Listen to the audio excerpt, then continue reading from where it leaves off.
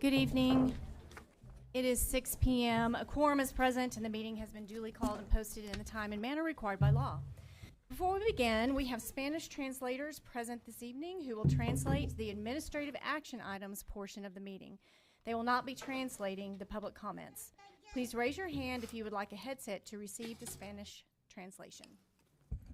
Antes de empezar, tenemos traductores presentes esta noche que traducirán la porción, los elementos de acción administrativos de esta junta. No traduciremos los comentarios del público. Por favor, levante la mano si necesita audífonos para escuchar la presentación en español. ¿Alguien necesita audífonos? Thank you. Also, do we have anyone in need of sign language interpretation?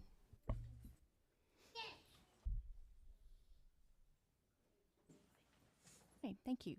Do we have any members of the public who have signed in to address the board regarding a posted board agenda item? And I would call on Aaron Gregg to give us the list if there are members. Yes, I know we have. Hey, John. How are you? I just slid it. Actually, they. Give us one moment to get So that's where I was. that list in here, please.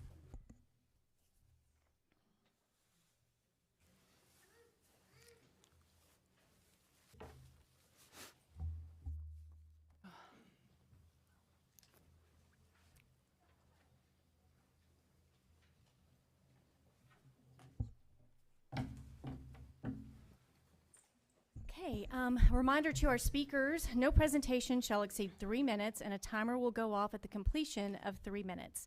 I would ask that you conclude your comments within the time limit allowed and I will call you by name, and if you would approach the podium when I call your name, please. First up, we have Wesley Orr.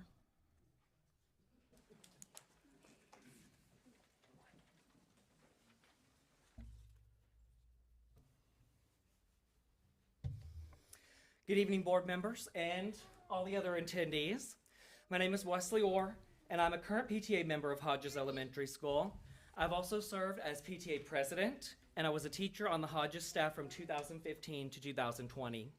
Since then, I have taught at 2 other schools, neither of which compare to the amazing school that Hodges has become by the staff's efforts to hold the expectations high for students, both academically and behaviorally.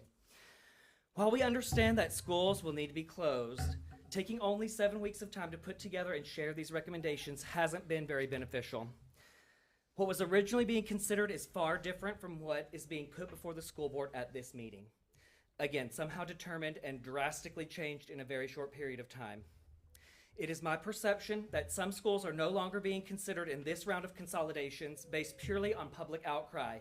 And I would like it to be well known that Hodges Elementary has equally as much support, even though we may not have been the first or the loudest voices to react.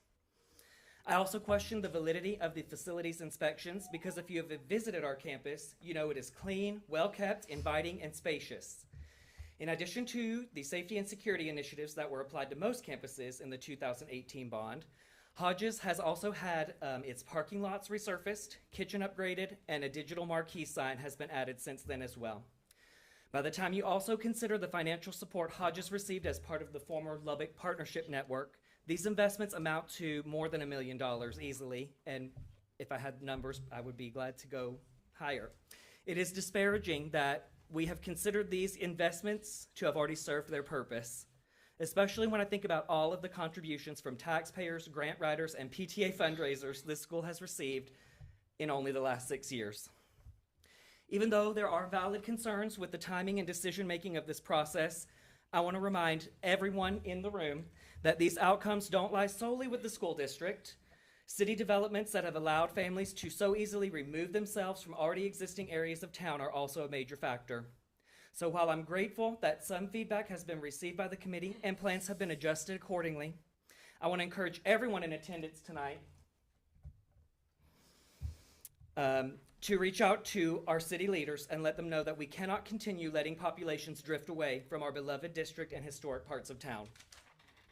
If anything, the schools like Hodges with the most available capacity and that have a strong sense of positive school culture and climate should be the ones we want to keep and fill, especially if they have had so many recent upgrades and are in easily accessible areas of town. Thank you for your time. Thank you. Rochelle Pointer. Rochelle Pointer.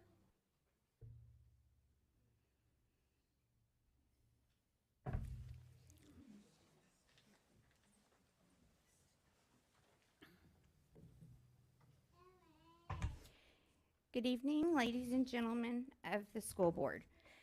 I am speaking to you tonight with not only a heavy heart, but also with a hopeful spirit, as I advocate for something that is profoundly important to all of us, the preservation of Hodges Elementary School.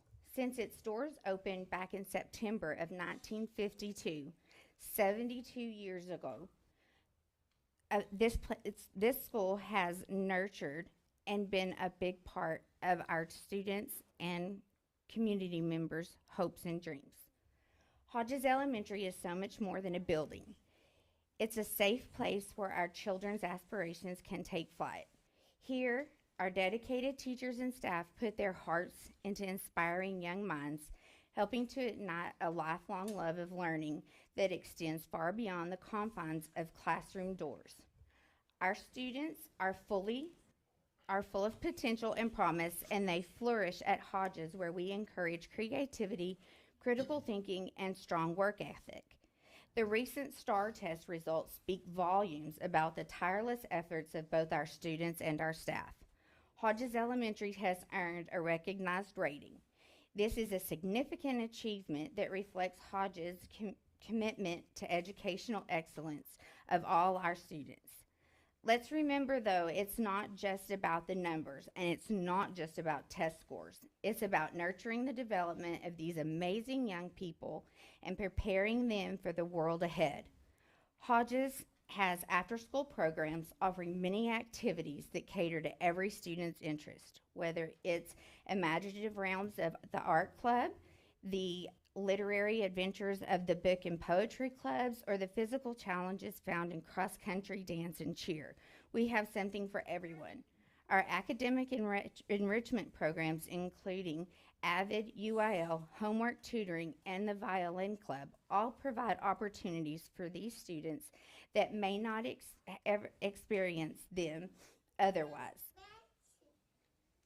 To be introduced into their lifelong passions, these could be introduced to their lifelong passions that they would have never known about. Hodges also requires school uniforms that encourages inclusion. There is even a washing machine to help our teachers and staff if we were to have a student who has an accident or a student who comes in with a uniform that may need to be cleaned because there is a difficulty at home with this issue. Aldergate Church and other groups have shown incredible kindness by visiting our school to pray for our students, families, and with our staff during this challenging time. Their prayers and positive energy have lifted our spirits and given us strength to navigate the uncertainty that lies ahead. Additionally, we teachers and staff face the reality of having to apply and interview for new positions within the school district, despite already being LISD employees. We are not going to be assigned to other schools, but we'll have to find our own jobs within the district if they are available. Board members, Ms. I do Pointer. urge you to consider your decision tonight. Thank you. Thank you for your time.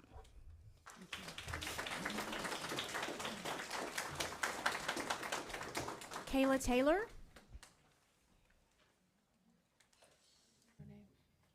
Kayla Taylor.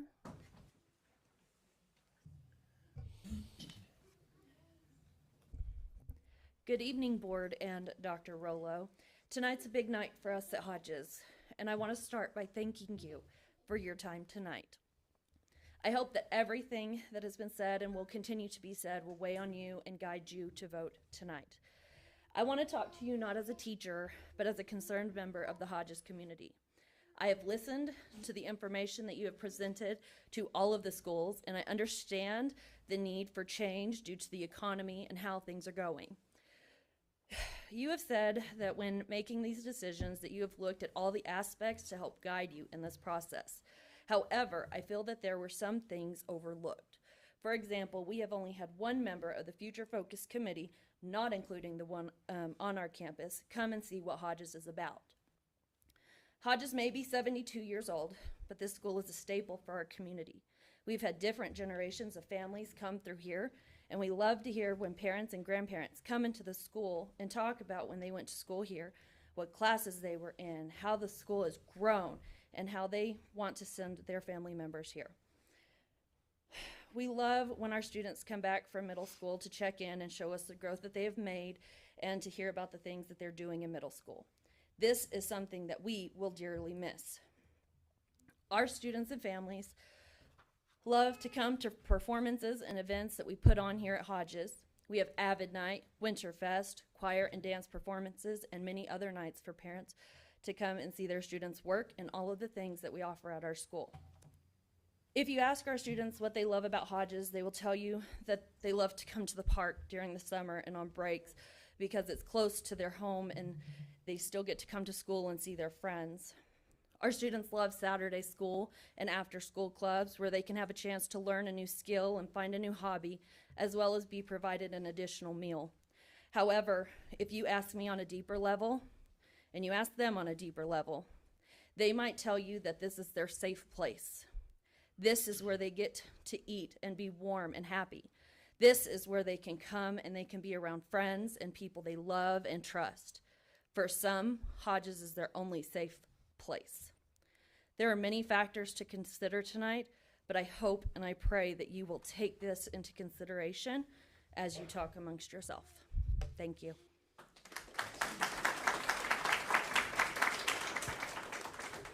Holly Gilman?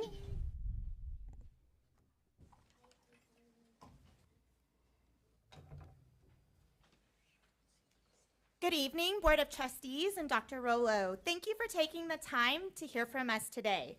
My name is Holly Gilman. I'm a proud product of Lubbock Independent School District, having attended Wheelock Elementary, O.L. Slayton Middle School, and Lubbock High School. I've taught in Lubbock ISD for the entirety of my career and have had the absolute honor of educating the very brightest students for the past 17 years. I stand before you not just as a concerned teacher, but as someone who has had the privilege of reading heartfelt letters written by our students who will be directly impacted by the potential closure of Hodges. I believe that some of these letters, filled with emotion, thoughtfulness, and hope, deserve to be heard by all of us today. This one's titled, Why You Shouldn't Close Hodges Elementary School. Hi, I'm in 5th grade at Hodges Elementary School. This is my first year at Hodges, but this has been the best year for me. I've barely known anybody here, but I see the people here as family. Hodges is 72 years old. My mom has been going to this school since she was a little girl, and now I have a brother who's attending pre-K. He loves learning and going to school. Did you know Hodges has a lot of clubs? The clubs here provide extra curriculum like Spanish, math, art, UIL, English, and choir. There are students at McCool Academy, Evans Middle School, O.L. Slayton, and Dunbar Middle School that used to go to Hodges and will be sad because there is a high chance that our school will close. We love all of our teachers and principals, Mr. Bickley and Miss Temple. We also have service animals like Lady Bird and Stella, and they both help out in the library. We love our school so much and we don't want to leave. I love all my teachers, friends, and school family. Please don't close our school down. I know we have a special board meeting tonight. Good luck, Miss Gilman. Hi, I am going to tell you about why you should not close Hodges. Did you know I've been here since 2nd grade? I'm arguing that this school should not close because I will not get to go to school next year where I would like to, but instead may have to go to Harmony Science Academy. Hodges is like my family. There are very good teachers here.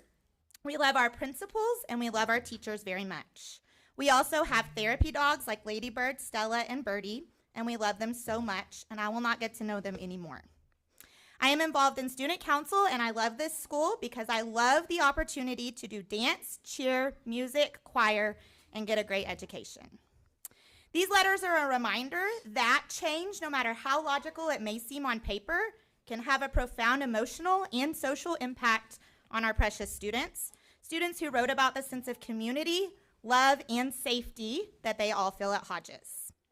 I ask you today as decision makers to consider the toll that this choice may have on the students that we serve.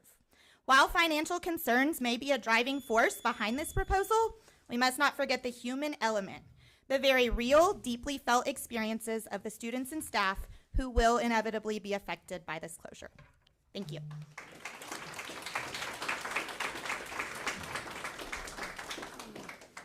Dorcita Tates.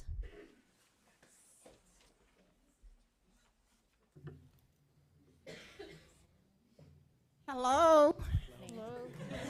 I am Dorcita Tates, and I am truly glad to be here tonight to speak. This is the first time I've ever did anything like this, so don't look at me too hard. But anyway, I currently work as a substitute at Hodges Elementary School. I have substituted around town before, but Hodges is the reason I'm here, and I'll tell you here in a minute. But prior to Hodges, I have had 5 kids that went to Hodges. They all graduated with from LISD. They've gone to college. They've got degrees. They've got master's degrees. I do have one doctor in the family. He's a podiatrist. All that started at Hodges Elementary.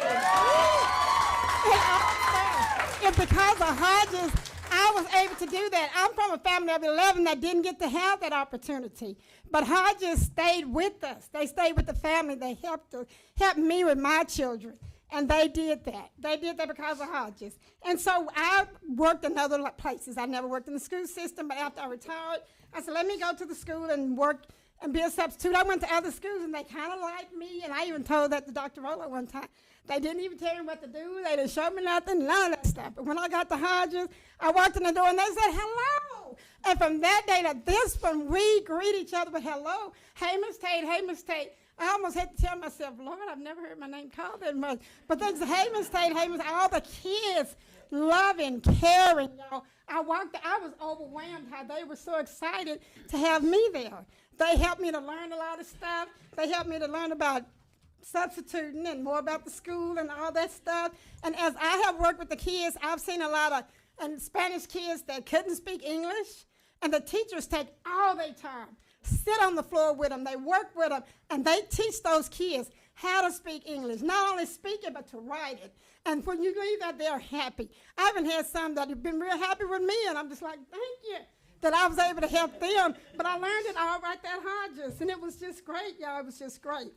And I do want to say that from the front office to the cafeteria to the gym to the nurse's office, wherever the kids go, they are walking, they're respectful, they're obedient. You can come any day and see our school is so different from the rest of them. And then I do want to speak on behalf of the tech kids. I told them today I'd do it. They have said there is no other place that they would like to have be is at the Hodges. They'll go other places, but what they have been exposed to at Hodges, they've never had it anywhere else. They said they will come to Hodges any day because of what Hodges has done for them. And we do have one program. We don't close for any other, we don't need to close for this program called, and I may get it right, SEBS. I don't know what it was, Social Emotional Behavior Support System. Y'all know what it is because you all been in the system. But those kids have made a bond. Yeah. They are bonding together, and I'm hearing. They are bond together. They love each other. Those kids have become strong. To take them away from that could make them regress. It could do something to them. We pray it don't, but it's such a strong bond. We would hate to let that happen to them because Ms. Light and her group do a great job. And last of all, what about walking to school? We have kids that walk to school. And this because they say, parents' car broke down, this broke down, don't have a way. I know we can send buses, but what if they miss the bus? What about all that? Right now they have access. Our church is in that community also. So this keep our community strong. Please do not close Hodges. I feel that maybe there's another way out. Maybe there's something else we can do so the Hodges can be scratched off the list. Please scratch us off that list. Thank you.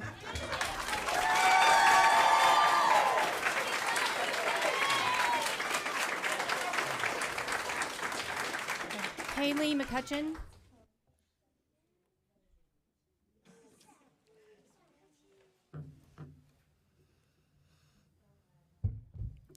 Good evening, Lubbock ISD board members. My name is Kylie McCutcheon, and I am currently the music specialist at Hodges Elementary School. I'm here this evening to advocate for our students and for their families, for our teachers, the staff and the incredible things that we have happening within the walls of our school. Currently, I am on maternity leave, but I am here tonight to speak to you. I could not pass up this opportunity. As a specialist at my school, I have the unique opportunity to see each and every student weekly. I get to interact with them. I teach them more than just playing instruments, more than singing, more than performing. They're taught to be kind, they are taught to work together and to strive for excellence. Not only does that happen in my classroom, but that happens across the board at our campus. Our teachers are advocating for our students' success. They are their cheerleaders, and we remind them of their high expectations from day to day. In case you weren't aware, we are a proud AVID school, incorporating our AVID strategies in music, in art, in PE. Essentially anywhere that our students are on this campus, we are using our AVID strategies, not just an RLA. Our campus recognizes the importance of writing and how valuable that is for our students to learn. Our campus works hard I believe that this has proved, our rating has proved that the work that we are doing is working. And by closing our campus, you are not allowing us to strive to achieve that A rating.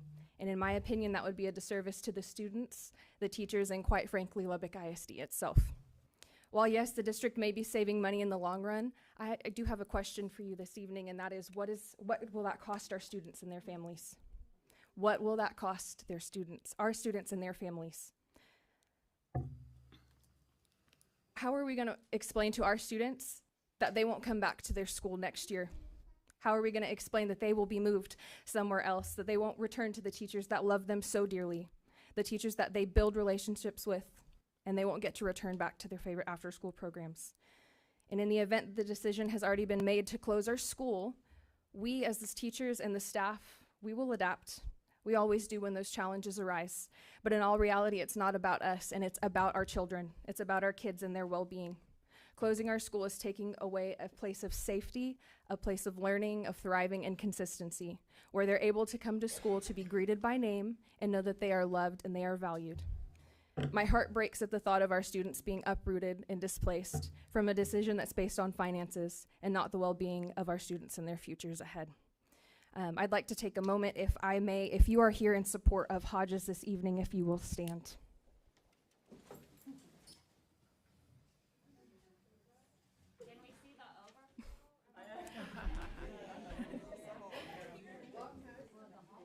If the true mission of Lubbock ISD is every child, every day, please reconsider the recommendation to close Hodges Elementary School.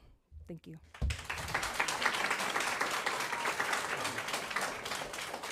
Amanda Hale.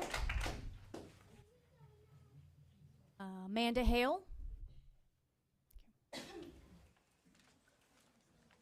Hello, my name is Amanda.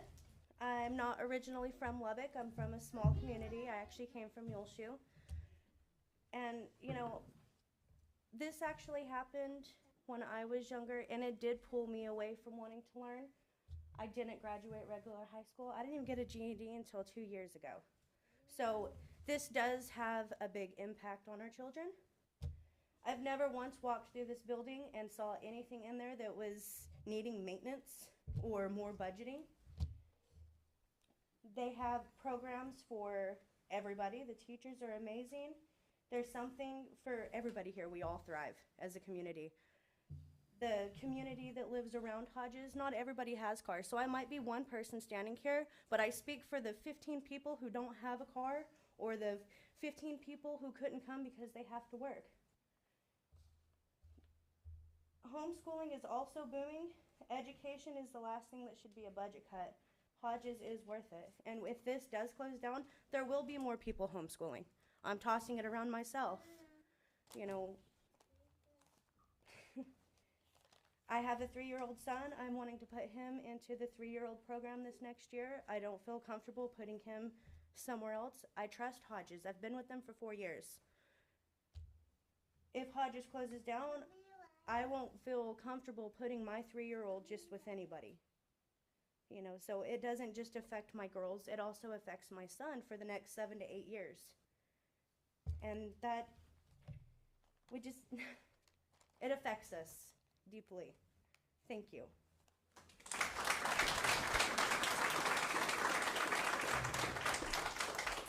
Zaven Flores.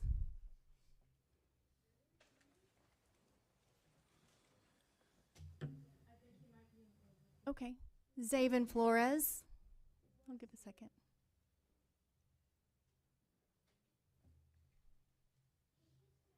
We'll move on to the next one, but I will come back to Zaven if he comes in. Kristen Evans.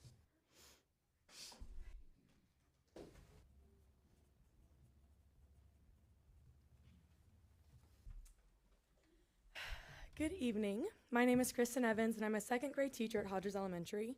I hope you liked your welcome by my cheerleaders this evening. They were super proud to be there for you, and I think they're pretty good. You might recognize me. I was here to speak to you November 21st, but my words were not enough. So I brought you some letters from the people who matter most, my students. So I'm going to read them to you. Of course, I can't get through all of them, but just some. One of my students writes, I want Hodges to stay open because I feel like I'm at home, and I love my school so much. I hope my school stays open. I love my teacher so much. I want Hodges to stay open because I love my teacher and I'm a part of SEBS. Please don't take away my home. I want Hodges to stay open because I love my teacher and my friends. I love my school. I want Hodges to stay open because I know every teacher in my school, and if I go, you will make me have tears. That is why I want the school to stay open. I want Hodges to stay open because it's the best school with the best teachers. I want Hodges to stay open because I've been here since I was in pre-K. I'm going to cry if you vote against closing or keeping Hodges open. I don't want to leave my favorite teachers, and I don't want to leave my safe space. I want Hodges to stay open because if it closes, I won't be able to go to my homeroom and learn science and math so I can gain brain cells and IQ and play games that contain math and science to make it super fun. I want Hodges to stay open because I will miss my friends. I will miss my teachers. I want to feel safe, and I feel safe here. I want Hodges to stay open because I love my class and I like to feel safe. I want Hodges to stay open because I love it here. I feel safe here and the teachers are the best. Not as good as Miss Evans, though. I want Hodges to stay open because I love my friends. I love Miss Evans and I love feeling safe here. I want Hodges to stay open because it is like home. I love learning. I love Miss Evans and I love my friends. They are cool.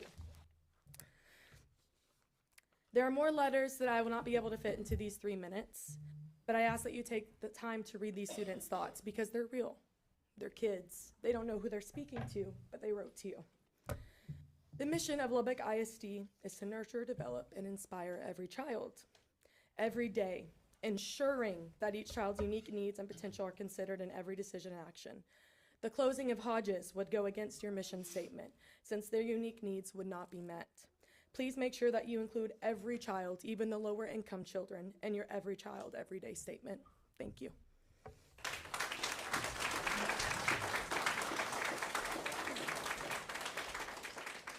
Zaven Flores, was he able to come in?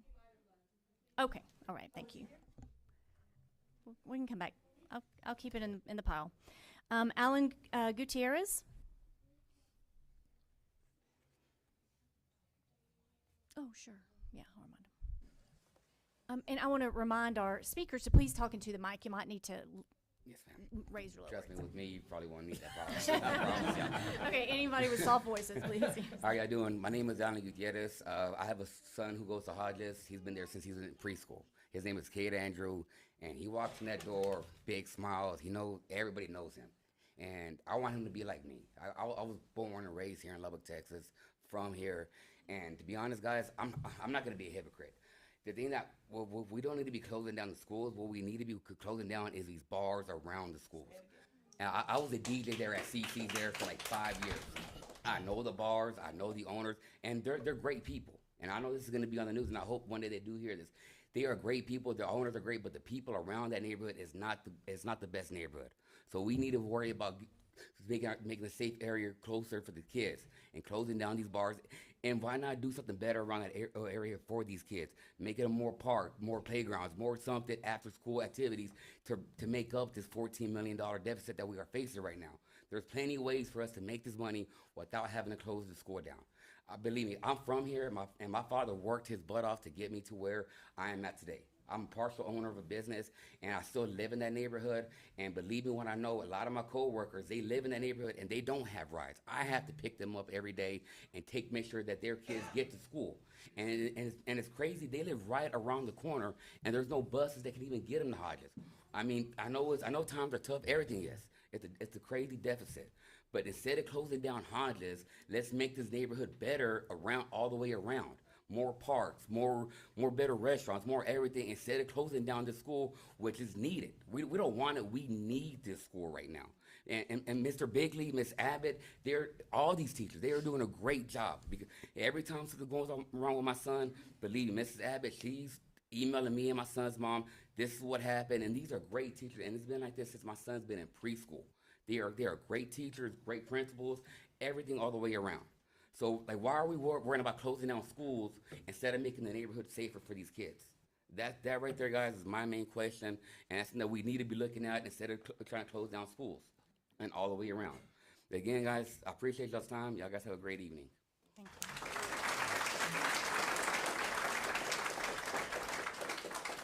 Scott Eberhard.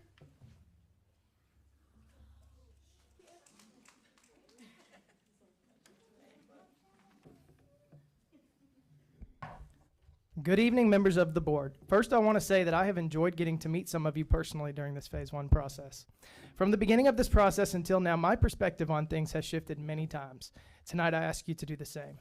Be willing to take things into account tonight that you may not have before and allow it to influence the decision that you ultimately have to make in a short period of time. I have been at Hodges my entire career. 13 years now, I have been blessed to get to serve that community and our students. Outside of that, I'm a member of the Future Focus Committee. I'm a campus leader, content leader, have been an ambassador for the district, have served on the Superintendent's Council, as well as many other meaningful roles within the district. I've been able to step foot on a majority of our campuses and engage in conversations with personnel from all over the district.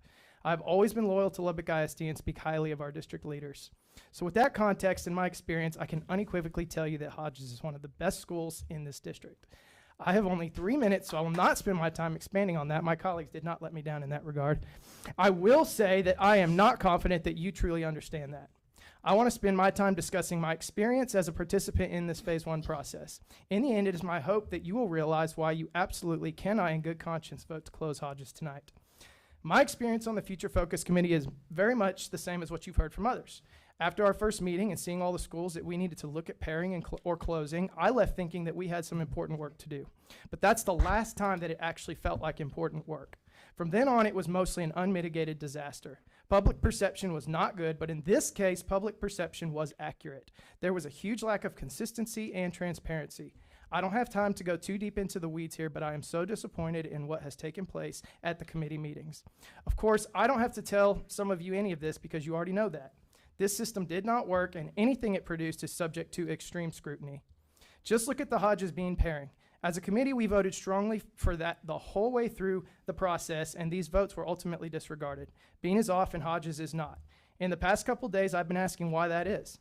The responses I get are all honestly very hypocritical. Many schools who came off the list had very sensible geographical pairing options, low enrollment, old buildings, etc. What they also had that I guess we didn't was a board member or influential community member powerful enough to say, no, not that school, remove them from consideration. But you can change that tonight. I've heard throughout this process that we have to make some hard decisions. Well, that time has come and gone. You opted not to make the hard decisions. You bailed on the hard decisions, and for whatever reason, you don't think Hodges is a hard decision, and that's wrong. I'm not saying Hodges shouldn't be part of the future consolidation plans within the district. I'm saying don't differentiate us from all these other schools who are inexplicably able to buy themselves a little more time just because you see us as the low-hanging fruit. If we are taking a pause to reevaluate things, Hodges should be a part of the pause. We are every bit as deserving as those other campuses. Thank you.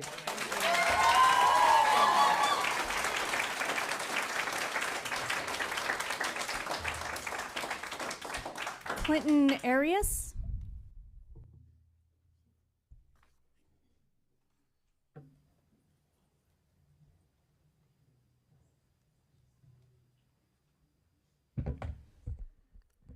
Good evening, members of the board, parents, and community stakeholders. Tonight, I come to you as an advocate for Hodges Elementary and as a voice for the students who call this school their second home. for the families who rely on it as a cornerstone of their community, and for the children whose futures are brighter because of its presence. Hodges Elementary is more than a building. It is a lifeline for the east side of Lubbock, a community that faces significant challenges yet continues to rise above them. Despite economic hardships, Hodges Elementary has earned a B rating under the STAR assessments, proving that these students are not just surviving, they are thriving.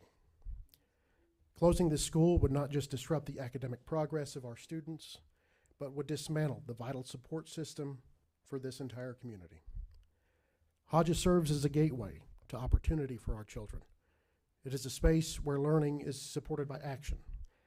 Partnerships with organizations like the Southwest Rotary Club ensure that our children have the essentials they need, like books to inspire them, school uniforms to foster pride, and even a washing machine for families who need extra help. Every Thursday, volunteers read with the students, showing them that their success matters to adults beyond those walls. Beyond academics, the support network at Hodges extends to life skills and mentorship through organizations such as the West Texas Community Foundation, the Lubbock Water and Fire Departments, Texas Tech, Lubbock Christian, Texas Tech Health Sciences, Studio West, and the Texas Tech Innovation Hub. Hodges is not just a school, it is the heart of a community that desperately needs it. For many families, it is the only park in their neighborhood. It is where children can play, learn, and grow safely. If Hodges were to close, the ramifications would be devastating. A thriving network of partnerships, investments, and mentorships would be dismantled, and families who have depended on this school for stability and support would be left without a central resource. Generations of pride and tradition would be erased, and the east side of Lubbock would lose not just a school, but a symbol of resilience and hope. This is not just about numbers or data points. It's about human lives. It is about preserving a space where children are told every single day that they matter, that they belong, and that they can achieve anything. Hodges Elementary is proof that when a community invests in its children, those children can and will succeed. I urge you to consider not just the costs of keeping the school open, but the immeasurable value it brings to the lives it touches. Let us not let economic challenges overshadow the remarkable work being done here. Let us not deprive our children and our community a beacon of light in a place that needs it most. I encourage you to keep Hodges Elementary open for the students, for the families, and for the future of Lubbock. Thank you.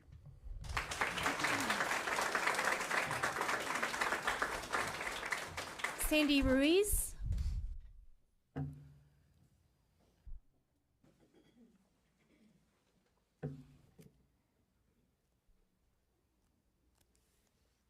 Good evening, members of the school board, and thank you for allowing me the opportunity to speak tonight. I come before you with a heavy heart and deep concerns about the potential closure of Hodges Elementary School, a decision that profoundly impacts our students, families, and communities. But first, I would like to give a shout out to Mr. David Molinado, who's back there, a representative from the Future Focus Committee, for actually stepping into Hodges and seeing what we're all about. First, I must address the lack of transparency in this process. We've been given no clear explanation on how certain schools were removed from the closure list between meetings. As parents and community members, we deserve to understand the criteria used to make these decisions. The absence of communication undermines trust and leaves us questioning whether this process has been as objective and fair as it should be. If the closure of Hodges is truly a financial decision, then why not explore alternative solutions? Why not bring another school or program into Hodges to maximize its capacity and preserve its higher district scores? Closing the doors of Hodges feels like a loss not just for our students, but for the entire district, especially when creative solutions could prevent such a drastic measure. It's important to acknowledge that our parents deeply care about Hodges and its role in their children's lives. The reality, however, is that many of them cannot afford the luxury of spending 4 or more hours at a meeting like this. This doesn't mean they are indifferent. It means they are juggling work, childcare, and other responsibilities. To suggest otherwise is not only unfair, but it's also dismissive of the challenges that many families face. We were led to believe that school closures would be determined by a financial necessity, yet we've also been told there wasn't enough parent support. These mixed messages have left us confused and frustrated. If closures are based on financial numbers, how do we reconcile this with the fact that only a few schools are now being closed when the broader deficit remains largely unaffected? Why were other schools allowed to stay open despite similar challenges? And why close any school if the financial impact of doing so is minimal? Moving forward, I urge the district to establish clear, concrete criteria for school closures and their decisions. If a school like Hodges can make necessary corrections to remain open, we need defined benchmarks or milestones to guide us. If closure becomes inevitable due to budgetary or population factors, that too must be communicated transparently with ample time for families to prepare and engage in the process. Hodges is more than just a school, it's a community. The decisions made here tonight will echo far beyond these walls, affecting lives in ways that cannot always be measured in dollars and cents. I ask you to think deeply about those impacts, to listen to the voices of those who couldn't be here, and to remember that every child, every family, and every school deserves to be treated with dignity and fairness. Thank you.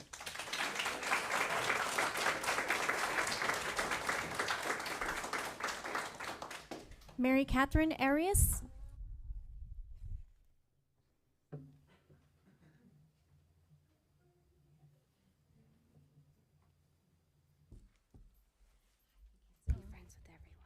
Hello, my name is Mary Catherine Arias. I am the school librarian. This is Birdie.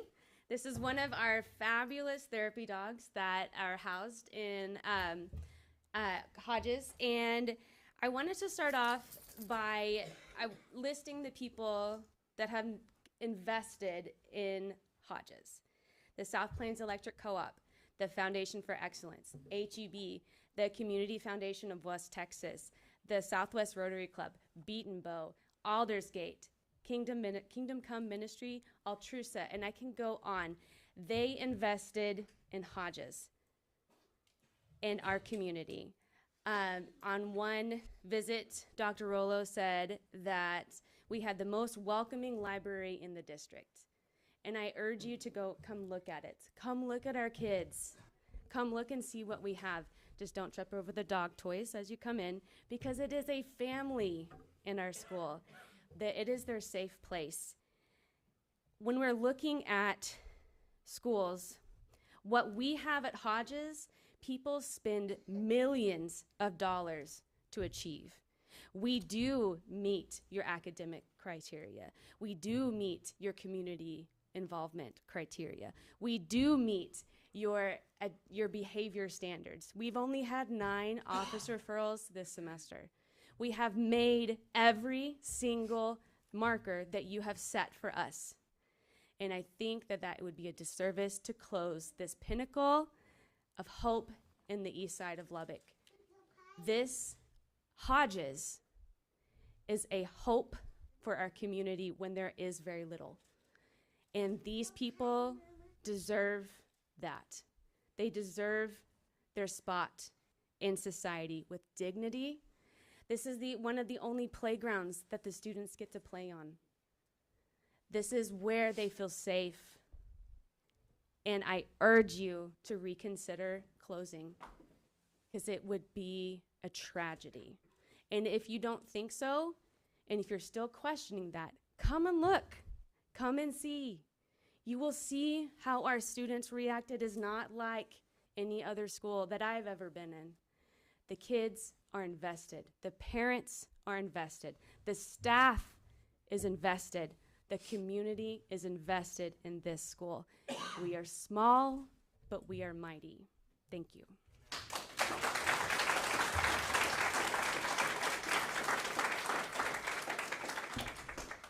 Jocelyn, I can't read the last name. I'm sorry. Schwartz, thank you. Jocelyn Schwartz. Okay. She's coming. Somebody's coming. And Josh also, Josh Schwartz. So they can both. Okay. So Jocelyn. Okay. Jocelyn. Hi, I am Jocelyn Journey Schwartz, and the reason I want Hodges to stay open is because all the teachers love their students, and Miss Evans and Miss Holguin. Miss Holguin is a very good math teacher, and Miss Evans is a very good reading teacher and science teacher and social studies. And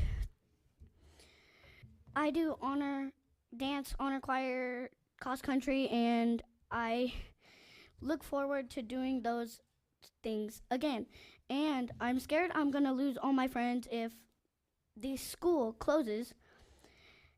And that's why I just don't want the school to close.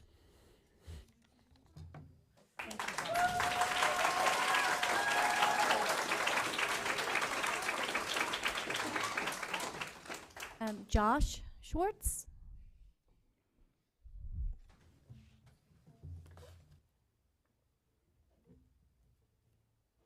How are you guys? Hello. Good evening. So, a little less upbeat, but I just want to give a little story. I hear a lot of things. One thing, Miss McCutcheon said everyone stand up who was here to support Hodges. Well, there was also a whole room back here also standing, just so we know. But just a little background real quick about what I think Hodges means. Back in the day, my brother, he was diagnosed with dyslexia. Not a very big deal, but he was picked on all the time. He didn't have a core foundation to help him get through everything. Fast forward, 2007, he's led a life now of violence, gangs. He turned into picking on people because he was tired of getting picked on all the time. 2007, he's murdered in a fight. I firmly believe that all started in elementary school because he was getting picked on because he couldn't read very well. Fast forward to about a couple years ago, my son, a Hodges student, diagnosed with dyslexia. When I heard that, it sent a shock through me because it is only dyslexia to a lot of people, but I saw what it can do when you start getting picked on. When you don't have a core group of strong foundation to help you get somewhere. Well, with all the programs that Hodges has, with the foundation that it is, I firmly believe Hodges helped save my son's life from that kind of lifestyle. He was never picked on. Never picked on. He has great friends. Everyone here loves him. Nonstop, everyone, when he's walking down the hall, Kane, Kane, Kane. It's not a, hey, Kane. It's a genuine, oh, man, it's Kane. You know, they love him. And when I see that, it makes me feel really good. He's never had one complaint. He's never come home crying that he's got picked on. And not only that, he's finally got a B in reading recently because of some of the programs. And he mastered his CFA in reading just recently. I don't feel like any of this happens at a different school. And I don't want it to say, I'm like, okay, well, that already happened, so congratulations. But what about the next kid? If he's at Hodges, no one gets picked on at Hodges. Like they said, I didn't know that 9 write-ups all year. That wasn't happening anywhere I was going to school when I was younger, man. Hodges is more than just a school, man. It is a safe place, and my kids love it, and I want nothing more than my kids, especially my daughter Jocelyn, who just came up here, to finish their elementary school at Hodges. Just please reconsider if you haven't already made up your minds. Thank you, guys.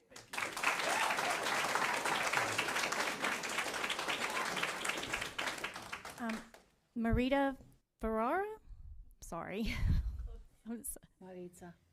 Okay, Maritza. My name is Maritza Gamboa Ferraro. I have 2 children in Harwell. First of all, thank you for putting the time in all this. At the last meeting, while I was home asleep, you were still here discussing the future of our schools and our children. Also want to thank the Focus Committee. They're a passionate group, and as parents during this difficult time, we appreciate that they're a voice in our process. The community members that were here at the last meeting, they were here, it doesn't personally affect them. They were here in support. Thank you for that too. I'm a criminal defense lawyer and a lawyer that represents children in removal proceedings. And I started a nonprofit, and the nonprofit focuses on the east and north side areas of Lubbock. Why is that? Well, it's because I was raised there. So I come today not as a parent, not as an educator, but a prior student at LISD. Last time I spoke, I stated I was a product of it. I went to Hodges. While looking for my pics for my daughter, she was looking for one for her cat. I actually found my student of the month from my 5th grade year at Hodges Elementary.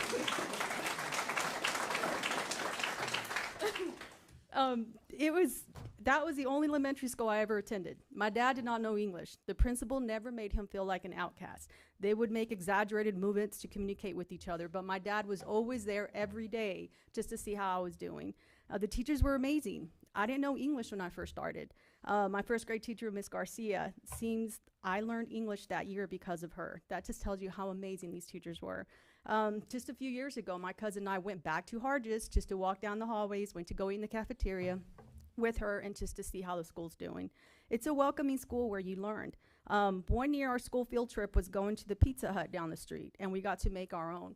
Well, I had never eaten pizza ever in my life at that time because, again, you know, I'm an immigrant family, right? And so I'm glad they put us in a pair of twos because I had no idea what goes in a pizza. I had no idea what pepperoni was or anything like that. So point is, I loved it, right? So my whole thing was I wanted my whole family to enjoy it, but I knew my family wasn't going to be able to afford pizza for the whole family. It's just that's where we were at. And so at that time, Pizza had the buttons where if you put enough stickers in the button, you get a free personal pan pizza. So I read enough books to make sure I had enough buttons for all 5 of my family members. And so I read enough books for those siblings, for my 2 siblings and my parents. And those books took me to the new world. I wrote about it in my personal statement when I applied for my law school application. So the reason I bring all that is because all of that started at the elementary school. And I really think that me going to that school and how welcoming it was for me as an immigrant child, you can't, I mean, again, like some people are saying here, you can't, I mean, there's no money that can work for that. Talking about coaches, I still remember my coach, Coach Mahaka. So yeah, first meet in the city, I did pretty well. And then of course I ended up being a, athlete of track and cross country in high school. And I still have a love for running for that. And so again, that just tells you how Harges was back in the 80s, because that's when I went to school. But hearing all the people here, it's great to hear that the school is still doing very well. So my thing is, please take a look at this picture and know that whatever decisions you're making impacts little kids like me. My kids don't have the same experience I did, but a lot of kids in Harges have the same experience I do. So please take another consideration of Harges. Thank you.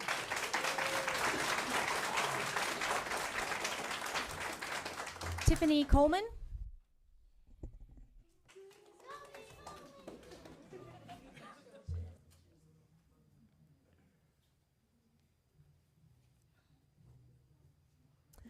Good afternoon. I am a teacher at Hodges Elementary. I teach 3rd grade. I've taught kindergarten. I've taught 5th grade. I've taught 4th grade. And I've been at Hodges for about 10 years. I don't have a speech. I don't have an agenda. The only thing I can tell you is I go there every day for those children. I've had students that couldn't get to school because their parents didn't have a car. I've had students that have had to walk home in the snow because they didn't have a car. And the only thing that was a safe thought or whatever about it was knowing that they only had a few steps to go, those apartments that are by there. And I knew they would be safe. Children of my own, I have my granddaughter at Hodges right now. She's in a Whiteside district. But I know what she's going to get at Hodges. Every teacher, the administration, the nurse, they have personal relationships with her. It's a building, but the people inside, that's what makes everything what it needs to be. I don't even understand how Hodges ever became an issue or something that needed to be combined, shut down. I don't even understand that. No way am I trying to be rude, but I know in the last meeting, several people were asked to come see. Just walk in. You don't need an invitation. You're the board, right? Have you? Any of you? I know the answer. You know the answer. Some of you are listening intently. Some of you are doing other things. This is our heart.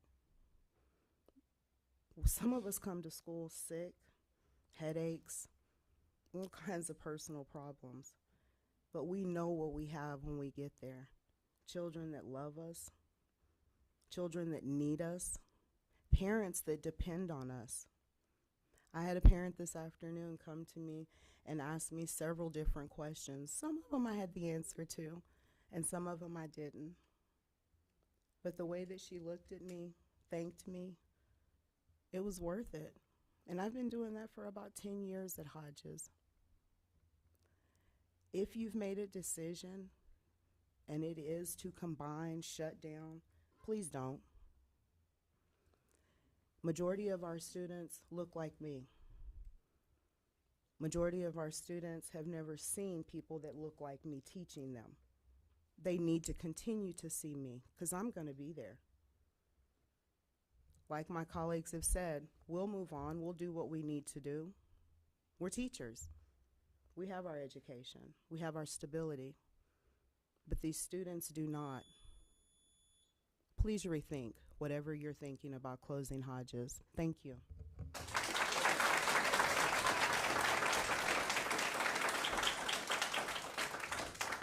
Kane Schwartz.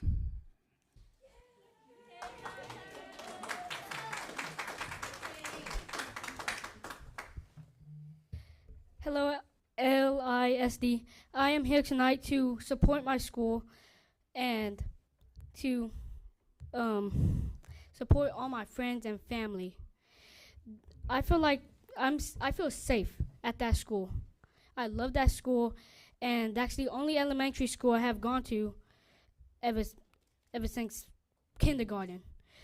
And I love that school, and I don't think as just a school. I think as my home, my safe place, a place where I could go and talk to all my friends and family.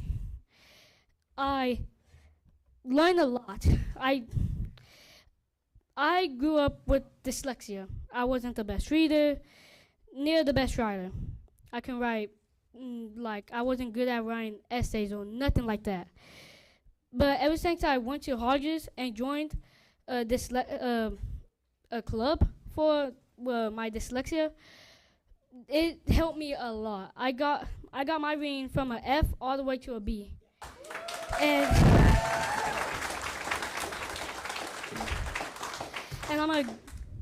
I'm a good reader. I can read books and a lot of stuff now.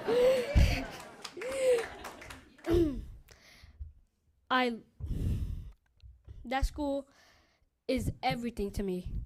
I think of the students and staff as my family, not just as people that I know, but as family.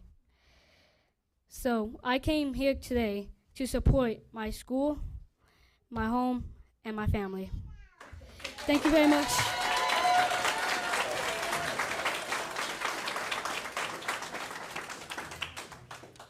Tiffany Jones.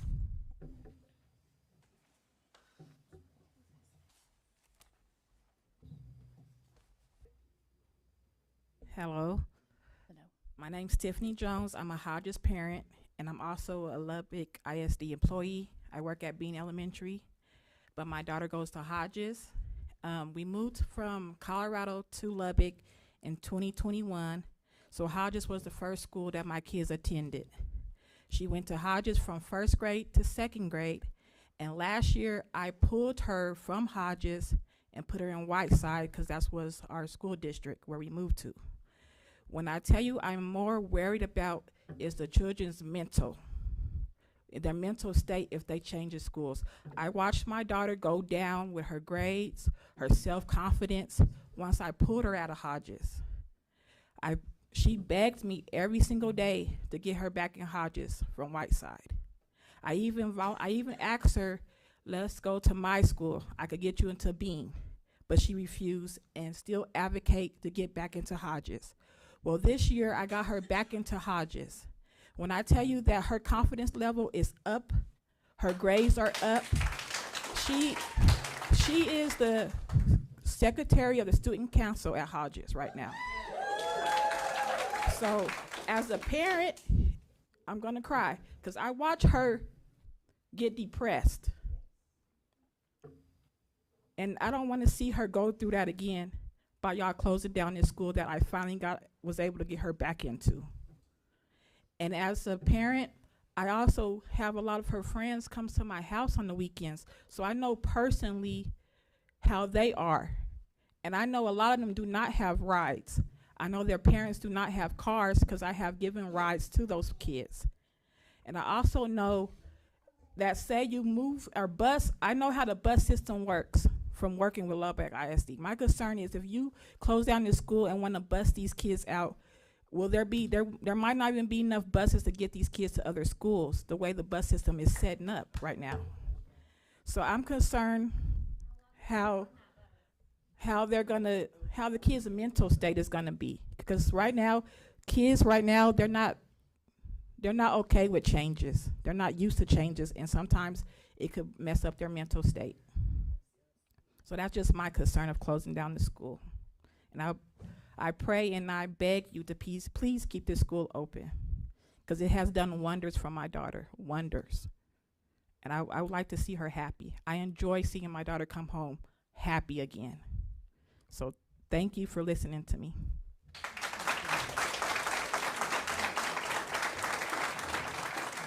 Amanda Smith.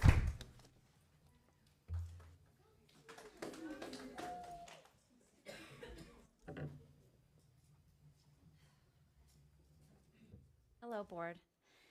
I'm sad, honestly, to be standing in front of you again today, pleading our case. You've heard it time and time again. I can't say anything more than what's already been said. We are meeting these markers. So my principal always says, well, we can't always come at it with emotion. Sometimes we have to come at it with solutions. I propose, I know you're gonna close a middle school, possibly. Give us those 6th graders. Let us have them.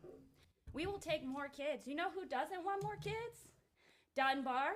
They're screaming at you. We cannot take more kids. We're not at a homeostasis. It's a dumpster fire. I know you know that. They're screaming at you. I sat in some of these meetings where parents were telling us their concerns about their kids' mental health, their concerns about their physical health at Dunbar. So I'm saying, please look at all options other than just closing Hodges.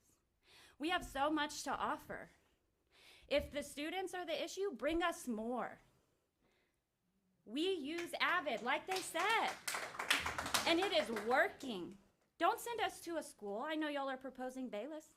They don't use Avid anymore. Our kids who thrive using Avid would struggle without that stability, that routine. Honestly, they'd say, what? Where's my planner?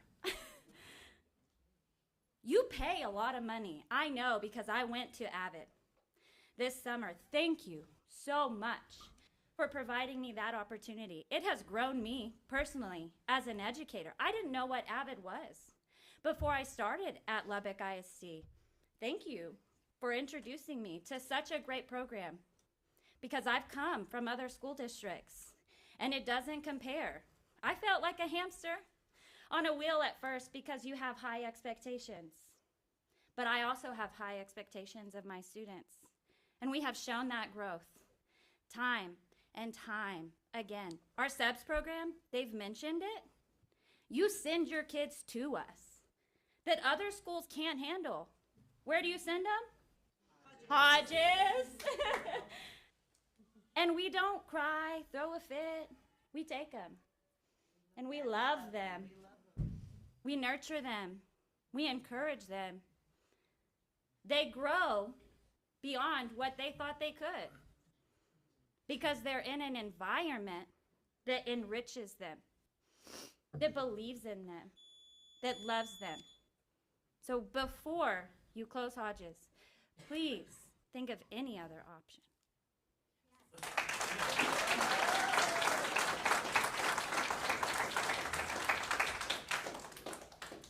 Azure Rios.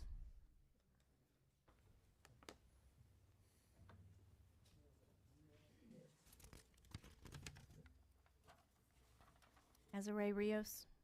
Come back to it. Allison Flores.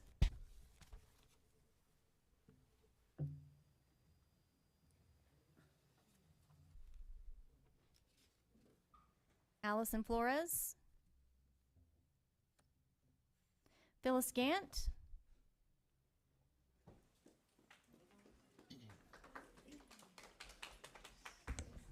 Good evening. I am on that focus committee.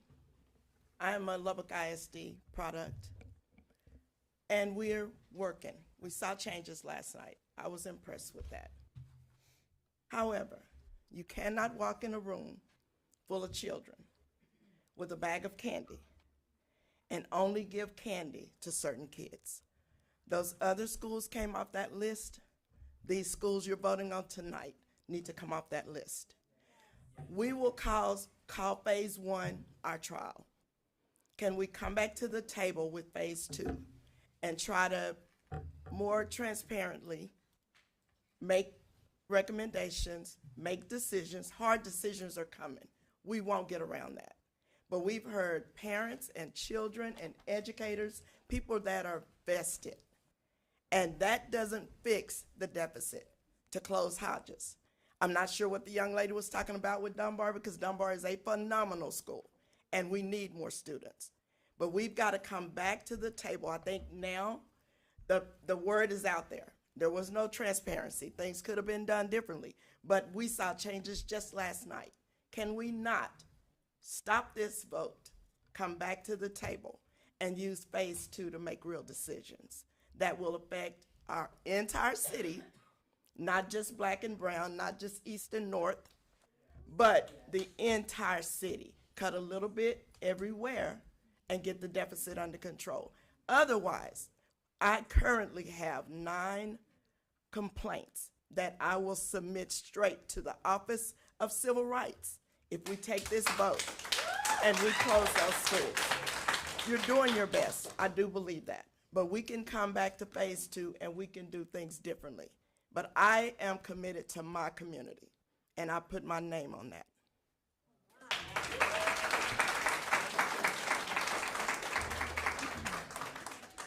Jennifer Fierro.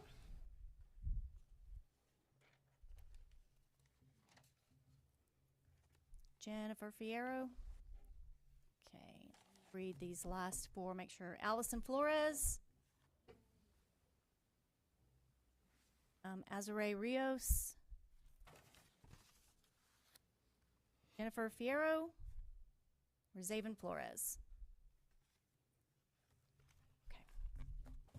All right, that concludes the speakers.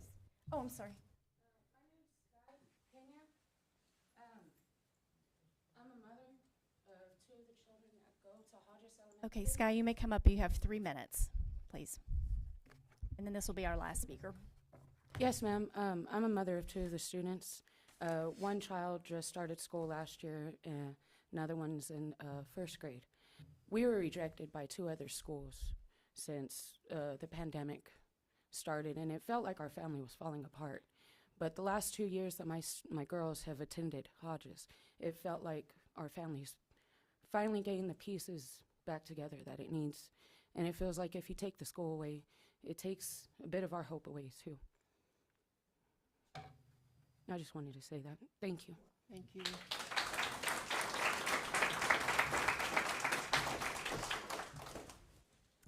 Okay, that concludes our citizen comments that have signed up. Thank you all for your comments, for your thoughtful comments. We appreciate you being here this evening and sharing with us. So we'll begin the administrative action portion of our agenda, and I will allow Dr. Rollo to introduce to us our presentation. Thank you. Yes, while we're getting the presentation set up, I just want to thank all of you for your passion. I want to thank the parents for being here today. I want to thank the staff members at Hodges. There are incredible things happening at Hodges, and we know this is incredibly difficult to even think about. But at the end of the day, we have some very tough decisions to make if we want to continue to have the fantastic programs that we offer our students. And so we'll get started with the presentation.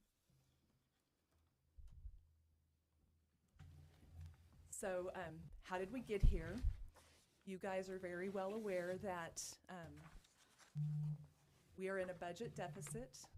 We approved our budget this summer, and then since then we know that we've had other increases in expenses that we weren't expecting and some that we were, but this is something that we have to make a decision today, or in the near future, because we have transfer openings coming up very soon for students to make transfer choices. We have staffing decisions to make, and all of that is based on these decisions. And so in order to do those things in a timely manner that will help families have choice, help staff get placed, we have to make these decisions in the very near future. You guys have seen this slide multiple times. We are so proud in Lubbock ISD of all of the vast opportunities that we offer our students, and you've heard about a lot of those today. We offer our students so many great opportunities. Those all come at a price. And when we look at the people that in our buildings, because they are so very crucial to the work, and we look at the great programs and opportunities we offer our students, and when we look at facilities, we have a budget deficit, and we know we have to address that. And so would we rather have these wonderful opportunities and experiences for our students and the wonderful people who work with our students every day, or would we rather have more facilities than we need? And so that's that delicate balance that we're having to juggle right now. So you've heard a little bit about the Future Focus Committee. This committee is a group of community members. We also have some district staff members. We have stakeholders. We even have students on this committee. And they are tasked with planning for the future and making recommendations to you guys as a Board of Trustees. The work of this committee is designed to ensure that every student has equitable access to a quality education by making informed decisions about our district's facilities and our district's resources. So why do we need it now? This committee was created to provide feedback as the district works to address important challenges that we are facing, like declining enrollment, our aging facilities, our budget pressures, but most importantly, our student experiences and maintaining those rich experiences. We're working to develop a plan that supports long-term student success and meets the needs of the entire community. So I'm not going to read this to you, but this has been our timeline, and as you guys know, we actually slowed down the timeline a bit to provide more time for input. And so I'm grateful to you for making that decision, because I do think it's been beneficial to give us a little bit more time to think through the issues that we're facing. And as you guys know, our mission drives everything we do. It's the reason behind every decision, every initiative, and every action that we take. And our mission, and you've heard it tonight, is to nurture, develop, and inspire every child every day. And that drives us to create the best opportunities for every student to grow and succeed and have an opportunity to experience the great opportunities that we offer in our district. But as you guys know, Lubbock ISD is facing a declining enrollment, and we have for many, many years. Fortunately, for this year, that decline has slowed down a bit, but we're still declining in enrollment.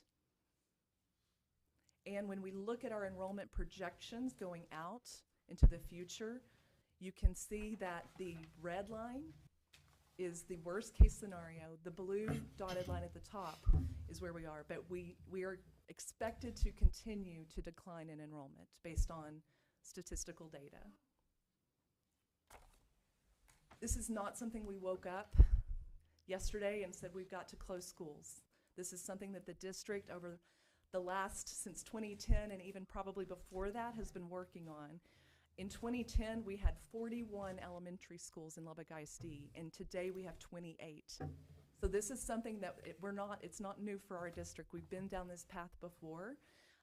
It's something that we have to do when we look across Lubbock ISD and know that we have 3,600 empty elementary school seats in our district right now. Some schools that we've closed in the last many years: Bowie, Haynes, Dupree, Isles, Wheatley, Guadalupe, Jackson Wright, Murphy, Tubbs, Stubbs, Mahon, Martin, and Ballinger. Those last ones were actually pre-K centers, but we actually moved the pre-Ks to our elementary campuses because we had capacity to do that. And it actually increased our pre-K numbers, the number of parents who were comfortable sending their children to pre-K. So this is not something that's new for us. It's something that we have a track record of doing this successfully and helping kids continue to thrive while maintaining the rich programs that we offer. So our district's response to falling birth rates, this map on the right, you can see the decline in birth rates in Lubbock ISD since 2008. And the areas in red, those are East and North Lubbock predominantly. The decline in birth rate has been over 50% during that time period. We just do not have as many children living within our district boundaries. One thing that I think it's important to note, we do draw in more kids into Lubbock ISD through out-of-district transfers than students who actually transfer out of Lubbock ISD. But this is a factor. We just do not have as many children living within our district boundaries. You can see the graph on the left. Those are some of the consolidations that we've done in more recent times. And you can see that, yes, it may look graphically like there are more schools in Central and East and potentially North Lubbock too. But again, look at the birth rate and you can see where the decline in enrollment is happening. We have made consolidations. Bowie went to Hardwick Elementary as an example of that. And then you can see the Miller consolidation of Murphy and Haynes was in West Lubbock. I'm sorry, South Lubbock. So why do we have a budget deficit? We're often asked that question. Our inflationary costs have gone up since 2019 dramatically, as ours have in our home budgets too. We are all paying more for things. You could see that transportation costs have gone up by 35% during that time. That is not a typo on our insurance policies, our property insurance policies. That has gone up 887% since 2019. Just in general, all of our costs have expanded, but we have had no new meaningful new money from the state since 2019. And so the costs have gone up, but the resources that were provided from the state have actually remained pretty steady. If the basic allotment, which is how schools are funded, had kept up with inflation, you can see by this graph, the red line at the end, we should be getting $7,916 per student per year, but the basic allotment has not changed since 2019. So that is a reason behind our deficit budget. But even more important than that, much more important than that, is we want to make sure, particularly when we're looking at our middle school students, we want to make sure that all of our kids have access to the same quality programs that kids in larger schools have. Kids at one of our schools right now that is on this consideration, students at that school do not have orchestra, they do not have choir, they do not have B teams in sports. There are just not enough kids to sign up for all of those options. And so we want to make sure that all of our kids have access to these programs and can take advantage of that. We are not alone in this work.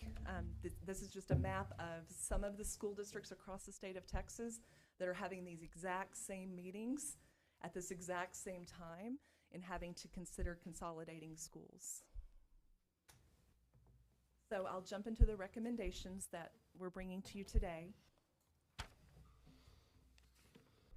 So at the October 29th Future Focus Committee meeting, with the activity that the table groups did, these were the votes, the most yes number of votes of things that the committee could support.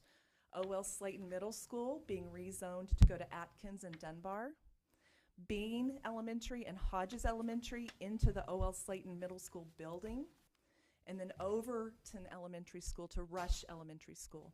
These were all things that can be done in the phase one that do not require additional construction. In the November 12th meeting, we brought some other options back to the committee based on community feedback. And based on the votes from this meeting, some things that emerged were not moving Hodges Elementary into Bean and Harwell. There was an option to divide the Hodges attendance zone into Bean and Harwell and rezone the students, but that was not a well-supported idea from that committee. Another one was considering Bean Elementary and Hodges into the O.L. Slayton building. And then another one that was supported was moving Hodges Elementary School into Bayless Elementary School. After thoughtful consideration of the feedback from families, staff, the Future Focus Committee, and the Board of Trustees, Lubbock ISD administration removed the following campuses from consideration in phase one: Bean Elementary and Harwell Elementary. That is for phase 1. That does not mean that we would not consider those in phase 2. So the options that we are bringing to you today are Overton Elementary, moving to Rush Elementary, and you can see the attendance boundary changes. This can be done with no new construction at this time. It could also be done with just 2 additional portables that could eventually be removed when we look at transfers. This is making sure that we are not, anybody who's in these schools on a transfer would continue to be able to transfer, and their family members as well. We call those legacy transfers. The second recommendation that we're bringing to you today is rezoning O.L. Slayton Middle School to attend Atkins Middle School and Dunbar College Preparatory Academy. So you can see on the map which students would be zoned to go to Atkins and which ones would be zoned to go to Dunbar. And Dunbar absolutely has space for more students, and so does Atkins. Then we move to Hodges, and based on feedback from you, you guys wanted the parents and staff members at Hodges to have a choice of some options for pairing Hodges.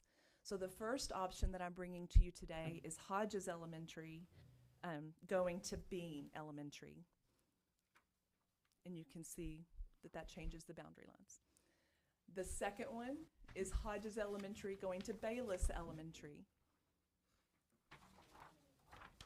And then the third option is Hodges Elementary zoned, being divided, with those that are inside the loop being zoned to Bayless, and those who live outside of the loop being zoned to Roberts. So those are the 3 options that we're bringing to you, with Hodges not being rezoned yet until we get some feedback from the families and the staff. I'm happy to answer any questions for you. Can you explain a little bit further the feedback how is that going to look? What are we for these options? Pending your approval, upon approval, we would send a survey to the families and the staff that we have created where they give us their first, second, and third choice. And then whatever the majority of the votes are, that would be what we would select. And then we would bring that back to you next week at our board meeting for approval. And I do want to share that Lubbock ISD has a very open transfer policy. And so families do have choices to transfer across the district. And so we want to prioritize any affected families and ensuring that they get to go to the school that they choose, even if it's not where they're zoned to go, pending space. We have some campuses that are full, but we will prioritize these families that are affected in transfers. I'm sorry, this is just deliberation of our board at this point, at this time. So, trustees, comments, questions, please, to Dr. Rollo. Dr. Rollo, can you clarify? So there are Hodges students living outside the loop that are, and right now that's about how many kiddos? We have 43 Hodges students who live outside of the loop. Okay, so by going to Roberts, because it's 79th and Avenue P, that would keep them from having to cross the loop. They would not have to cross. So the that loop. that's one of the options. Yes. That parents will be able to vote on. Absolutely, Okay. and even if that's not the one that is selected, if they want to transfer to Roberts, there is room at Roberts. We could accommodate a transfer. So, you had mentioned in part of the presentation about the programs and opportunities, and several of the comments that we heard were about the wonderful programs and opportunities that are currently happening at Hodges. Specifically, we heard about AVID and the SEBS programs. Yes. Wanted to make sure that through all of this, would these students have that same opportunity We have for yes. those programs? We have multiple schools across the district that utilize the AVID program. And so, yes, there's a potential. I'm not certain about all 3 of those. I believe Bean is an AVID school for sure. Mm-hmm. We also have SEBS at multiple campuses across the district. And then the 3-year-old program at Hodges could be moved to wherever the choice is. So that is a possibility as well. And the after-school clubs, all of those wonderful things, those are happening across the district. We have lots of schools that do some amazing after-school work. Our partners with communities and schools does a fantastic job of helping us set up those after-school programs. And so the students, we have communities and schools in almost every single one of our campuses. I heard so much about how great the teachers are, and thank you for showing up, and wonderful, wonderful instructors. Tell me a little bit more about the capacity for these teachers to move as their students move in any of these scenarios, whether it's Hodges, OL, Overton, because that we've heard that consistently, that parents are attached to teachers. Yes, of course they are. As many of them as we can move to the new location or locations, whichever is selected, and we would absolutely accommodate that, because with more students in the school, they're going to need more teachers. And so we will absolutely do that as much as we can. But everyone will have a job if they are in good standing with Lubbock ISD. This is a very simple question. How many students now are at Hodges? There are 291. Thank you.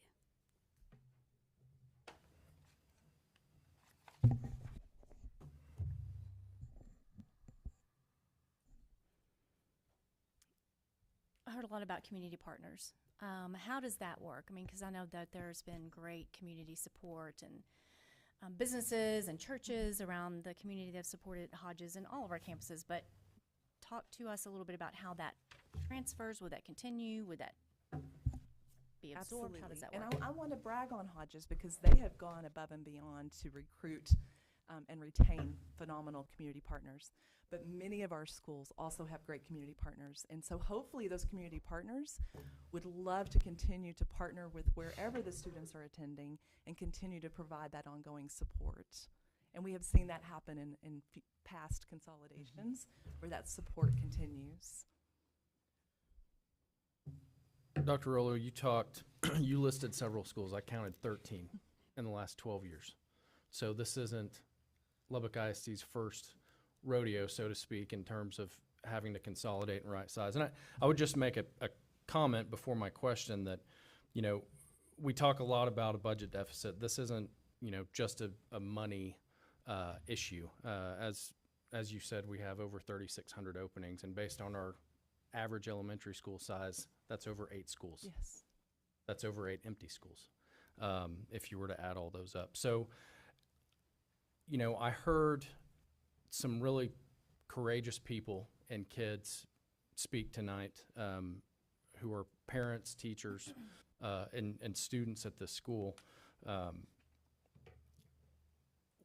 In all of our past situations and consolidating schools where ultimately a school or multiple schools are closed, we have several success stories. We have a lot of success stories. And it occurred to me that, and I think somebody made this point, Ms. Coleman, that it's not the building that makes these schools, it's the humans inside of it, the students, the teachers, the parents, the family. Can you speak a little bit about some of these experiences? I know that nobody who is the subject of a closing school is excited about that prospect, but tell me a little bit about how well this has gone in some other cases. I'll give you a couple of examples. One from my own personal journey as an educator in Lubbock ISD for my entire career, and a product of Lubbock ISD too. I was the principal at Murphy for 10 years, and my own children went to Murphy, but I had moved to a district level position, and the decision was made to consolidate Murphy and Haynes. And I know how I physically and emotionally felt. I mean, having spent 10 years of my life in that school. But I want Misty, if you would you share your journey as a parent in that situation? Sure. I was a mom in that situation, and I know many of you have heard my story as a community member, and it was hard, and I was sad. I was a teacher at the time, and I struggled. I had a daughter and who was going into kindergarten. My son would be a 5th grader and was the first group to graduate. And when we went in the first day and had a teacher that was the same, we moved to portables and moved back, and there was all kinds of transition. And we went in that first day and had the same teacher. My 5-year-old looked at me and said, "Oh my gosh, Mom, my teacher's here. I've got this." And as I'm crying as mom for my baby, she said, "You can go now, and I'm good." And my takeaway from that has been, my kids are grown now, but my takeaway from that experience as a parent has been, as hard as this is, the walls don't tell the story. It's the people that tell the story. And when the people move with the kids and the kids see their people who are there, and that's what we heard families talk about tonight, they're resilient and they follow along. Doesn't mean it doesn't hurt, and it doesn't mean it's not hard. But as we make those hard decisions and we live through those hard decisions, we know that it's the people that matter the most in the process. And then a more recent example, when we were announcing that we were going to consolidate Guadalupe, Jackson, and Wright, we had a lot of anxiety and a lot of concern because the schools were small and they were accustomed to their teachers, they knew them all. But when you walk into Carmona Harrison now and see the kids, they are thriving.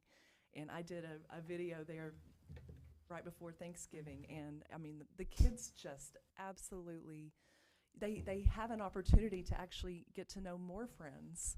And the services that we're able to provide in a larger school are just so wonderful. And the teachers have more people to collaborate with and to plan with. So we've seen the benefits of this. There was a lot of anxiety around Bowie going into Hardwick, and that's been a beautiful transition. So we have great examples. We have a proven track record that kids are going to continue to thrive, but it's that balancing the wonderful programs we're able to offer our families and our kids and facilities, just having way too many facilities to meet the needs of our district.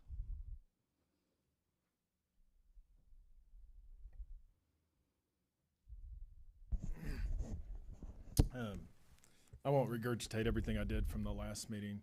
And I know this isn't general trustee comments, but since it's agenda item and everybody spoke on the agenda, again, I want to thank the parents, specifically the students, excuse me, that came, and then the teachers.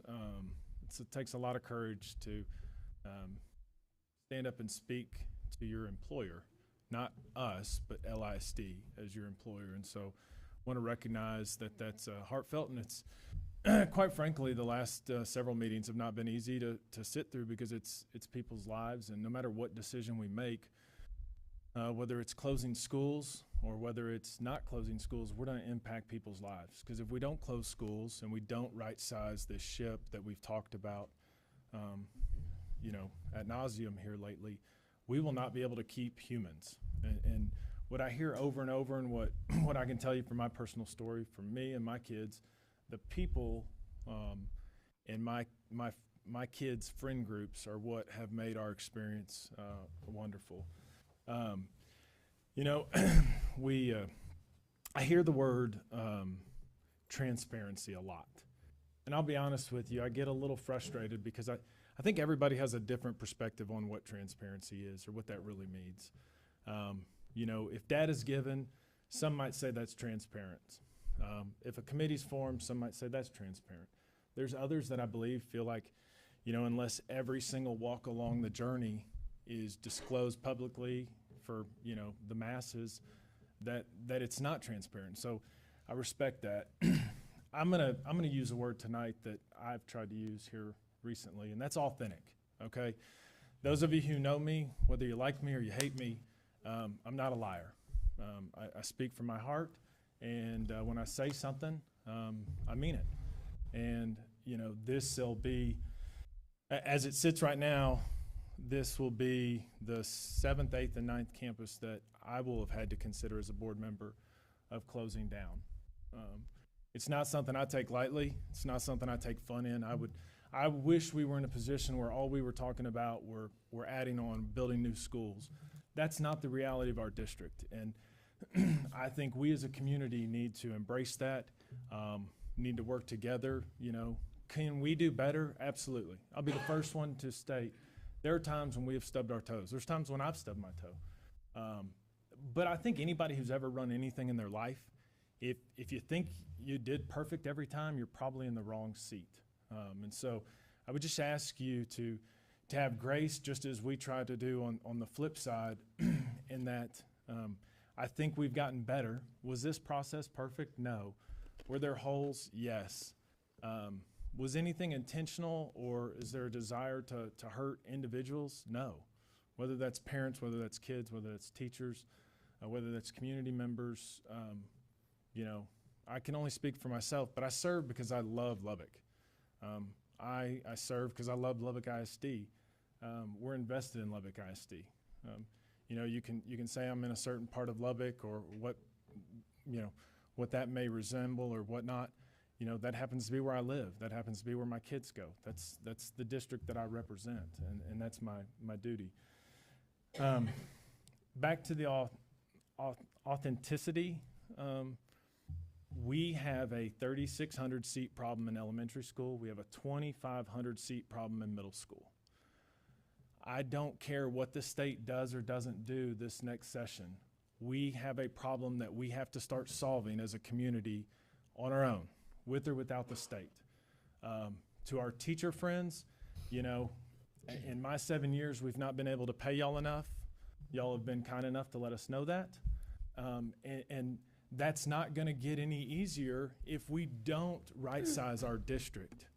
Insurance not getting cheaper. Hiring people's not getting cheaper. The support staff's not getting cheaper. And the reality is our kids are coming with more challenges than ever. And as a district, we want to step up and take care of those kids.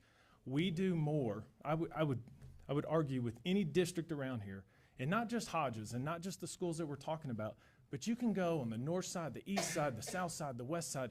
We do more for the kids who have less than any district anywhere in West Texas. And I'm a proud board member to say I support that. And that's part of why we're in the shape we're in financially, I'll be honest with you. We have kids who are in a one-to-one situation.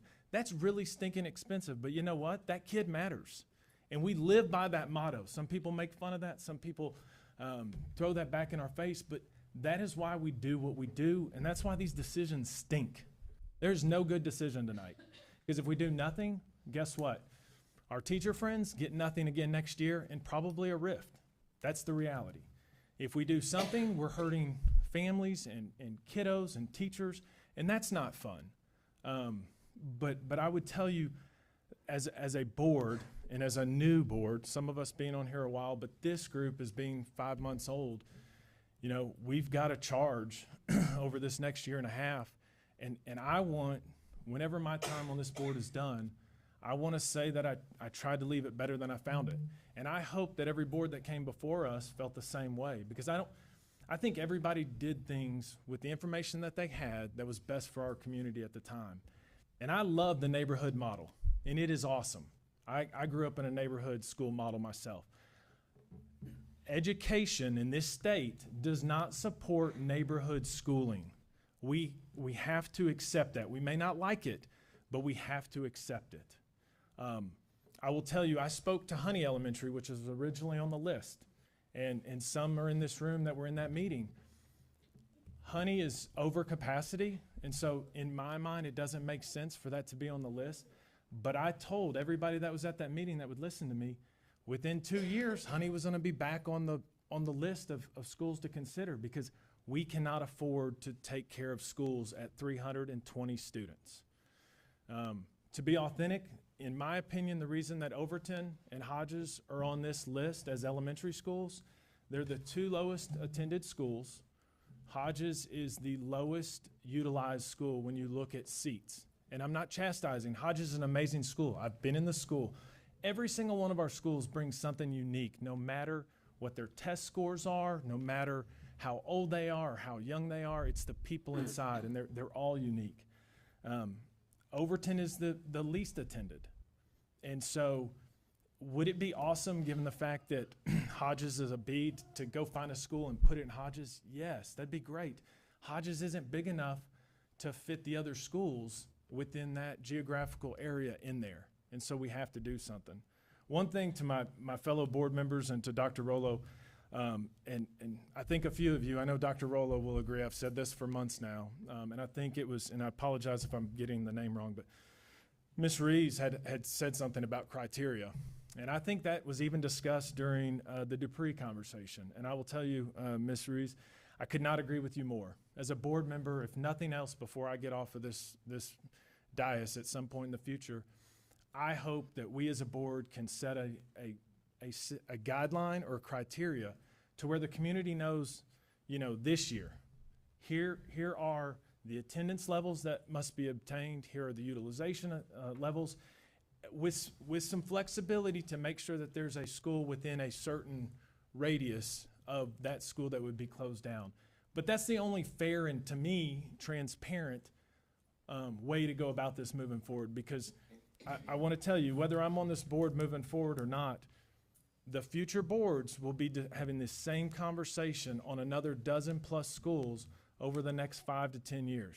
That's not because anybody's picking on schools. Again, 3,600 empty seats in elementary, 2,500 empty seats in middle school. That is not a sustainable model. That is not picking on areas. Neighborhoods have decided which schools are populated and which schools aren't. We don't choose that. We have an open boundary where parents can pick what's best for their kids. And so I think if nothing else, after tonight's vote, Ms. President, I would like at some point next semester for that to be in a workshop or something where we can come together and set a criteria and communicate that to the community so that it's out in the open and no one thinks that there's games behind the doors. I can tell you there's no games behind the doors, and I hope the process, even though it has not been great in some of your eyes, I hope that you've seen it move and flex. Decisions that are already made don't move and flex. And so if love me, hate me, this board, love us, hate us, I hope that some people can appreciate the fact that the process, there wasn't a predetermined decision and we backed into it. If that was the case, we would have never pushed this process, and we would have voted 2 weeks ago to probably close 7 schools, honestly, if you look at the data going into this. So. Thank you, Trustee. I just want to, this breaks my heart. I have a passion for students. I listen to what you guys have said. I've heard time and time again, and I also heard Hodges say they don't want to go to Bayless. I was there along with Trustee Lawson at Bayless. That is her district, along with at-large folks. I heard, I believe it was Mr. Gutierrez and other parents. You talked about the bars that were there to be closed. You wanted more parks. And just to let you know that our chief of operations has actually gone to the city to make sure that the one that had put in to want to sell alcohol at theirs, that definitely they heard us. But again, that is city stuff. So if we want to advocate to get more parks, to get more bars closed or alcohol not being sold, we have to talk to the city. We need to work together with them. But Rick did go before the city and made sure that that did not happen at Hodges. So I'm grateful for that. And it happened 2 or 3 times, I think, that they were continuing wanting to sell alcohol. But again, we fought for that, just to let you know. But if you're interested in going to the city, you want more parks, you want more advocacy, call me. I'll go with you because I know what we need. I know what you guys need here. I'm from North Lubbock. I live in the Barrio Guadalupe. So I wanted to kind of touch base on that. I heard the SEBS program. I've heard what an amazing program. Cammie Finger does an amazing job at what she does. She's going to continue to make sure that these students get the same kind of education across the board, wherever that they may be. I heard dyslexia. I have several families that I know, and we've actually hired a lot more teachers for the dyslexia. It has grown. Not that I want it to grow, but we've got more teachers. So that program is vibrant. It is doing good. So wherever the student may decide to go, they're going to do well. I also want to hit on let's move the sixth graders over here. I've talked about moving sixth graders, filling them up in different schools. When this was happening in North Lubbock, in my schools, I wanted to make those changes. I talked the same thing you guys just talked about. I looked at those avenues. The same thing they're saying, they don't want to move to any other school. They want to stay where they're at too. That's the problem, that we're having to balance this whole boat. Folks from Slayton, they don't want to go to Dunbar. They don't want to go to Atkins. They want to stay right there. Same thing with Ramirez. They were the same way. Harwell, they didn't want to go to Bean because they have the dual languages. One is 90-10 and one is 50-50. There is a difference, believe it or not. So that is what we're struggling with. If it was that easy for us to say, okay, we're going to go, we can't make the mind up for those parents. It is up to those parents to say, we want to go to Hodges. That's the problem we're struggling with, you guys. So, and I feel my face turning red because these are hard decisions. It does, it breaks my heart. Mr. Mullins, how long have you known me and my family? I see you out there for over 30, 40 years. He was a principal at Guadalupe, so he has seen the changes. And to my understanding, are you still subbing from time to time? There you go. Well, thank you for doing that. I appreciate it. He's a phenomenal principal. And again, when he left on, did Guadalupe want to see him leave? No, they wanted him to stay there. Why? Because he grew with all of these kids. So the changes are hard, and I do agree it's not the building. I said that at Guadalupe, but the difference between Guadalupe and Hodges is that we got a school in place. You know, we got a brand new school. I wanted you to touch base on that. With there possibly in phase 2, is there a talk about a new school? Absolutely, that is a possibility. That would be a phase 2, and of course that would be dependent upon a bond election passing. But we absolutely could consider a new school in the future, and that's the work that the Future Focus Committee is doing. And that particular school, to my understanding, and correct me if I'm wrong, I don't want to misspeak, possibly be either in North or East Lubbock, correct? Potentially. Yes, potentially. And I just wanted to let you guys know that, because that's in phase 2. That is up to the focus committee, whatever that recommendation is. So, again, I just want to let you guys know I heard everything you guys are saying. And I also heard Woolforth. Well, Woolforth has low numbers. It makes no sense for Woolforth to go all the way to Centennial. It makes no kind of sense. None. At one point, we talked about building a new school. In the future, that's what's going to happen, I believe, whether it's during my tenure or somebody else's tenure. And just to clarify, the Future Focus Committee will make recommendations to you. To us, yes, they'll and do then them to us. ultimately, Thank you. it will be up to our community to support a bond election. That's correct. So these are hard decisions, guys. I just wanted to make that clear. Oh, I was gonna say, but go ahead. This sometimes gets me in trouble, but I'm going to quote Trustee Curry. This stinks. I mean, he's right. This stinks. And I see the heartbreak in everyone's eyes. Just like all of you parents out there and the wonderful students that came and spoke to us. I'm a parent as well, and just finished 19 years at our elementary school, and one of our amazing teachers is out there. I see her, and what I guess what I would say is if I were in the shoes of facing a school closure, I'd be just as passionate as you are, and I would be just as scared and concerned. What I heard Dr. Rollo say and what I can commit is that there are going to be the same programs. We're going to care for all the SEB students. All the students, and I'm going to quote one of the parents, are going to be able to be warm and eat and be happy. And I just wanted to share that there's no easy decision. If I have to choose between not doing this and then a RIF and losing teachers and then turning around and doing this again next year, then financially, I kind of it makes sense, but it's sure not easy. Yeah, we heard loud and clear. You want the teachers that you have. One thing I failed to address, and I think, and I'm just going to speak for myself. I'm not going to speak for my colleagues because they all have different opinions. But one thing I heard loud and clear tonight was, why was Harwell and Bean taken off the list? And what I will tell you from my perspective, the only reason those were originally considered was because theoretically, if OL Slayton was voted to close, we have an empty facility there that would house upwards, I think, of 800 kids that it could.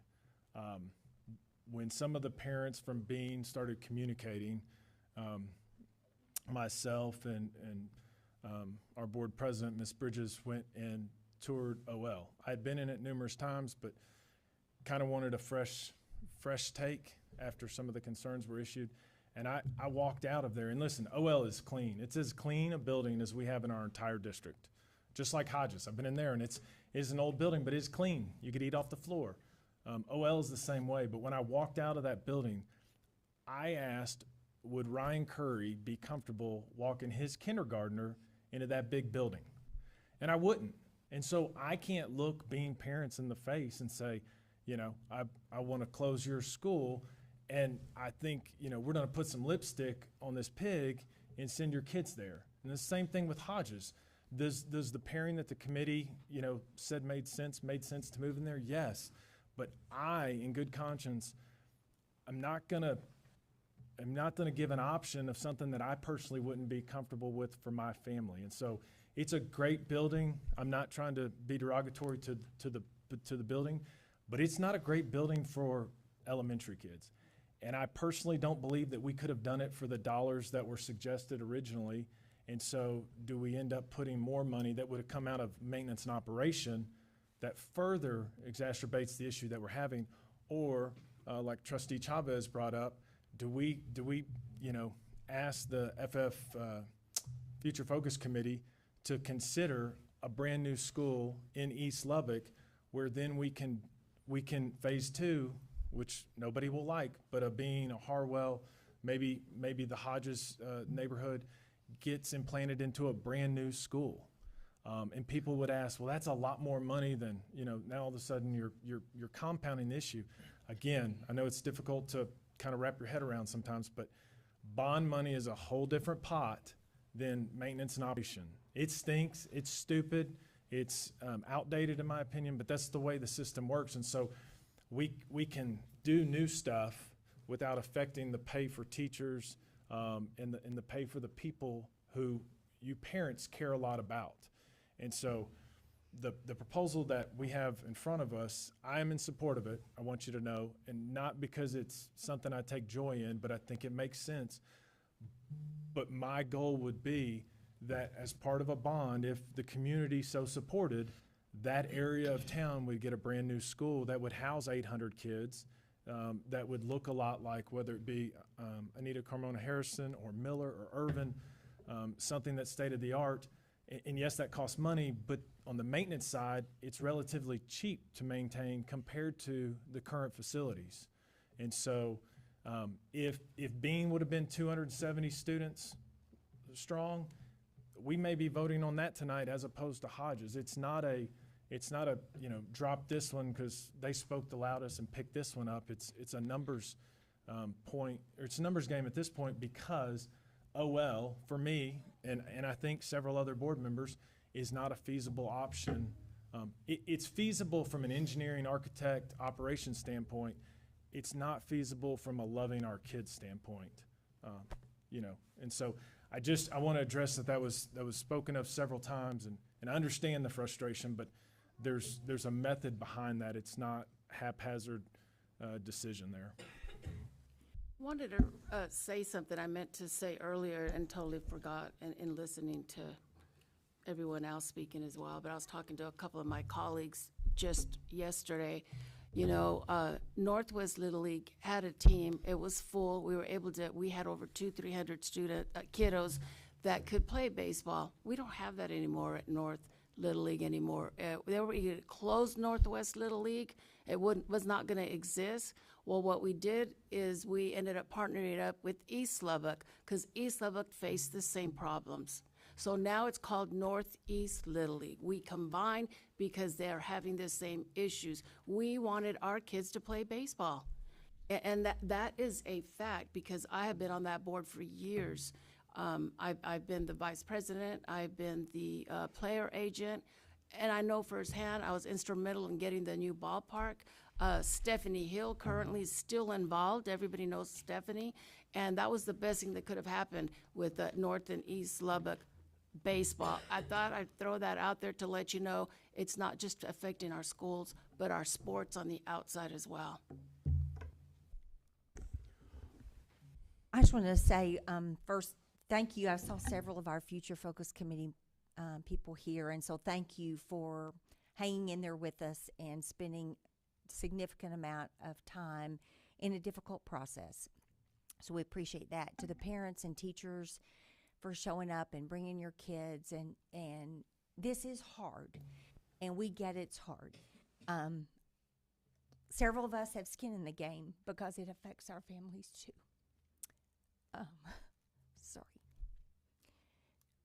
Because I have a son that's the longest serving teacher at O.L. Slayton Middle School. So I'm going to be changing his life too. So we get how hard it is. But at the end of the day, we're not doing our jobs if we're not making sure that students are getting the best experience, the best opportunities, and the magic of teachers, that we are keeping and retaining those teachers because we can pay them. And we're not going to be able to do that with 3,600 empty seats in elementary and 2,500 empty seats in middle school. You all have shown a lot of passion tonight, and I get it, and we appreciate it. Take that passion and continue to advocate for public education. Amen. We need your voice. And I'm sorry Ms. Tate left, but we need to bottle up her enthusiasm. Yes, absolutely.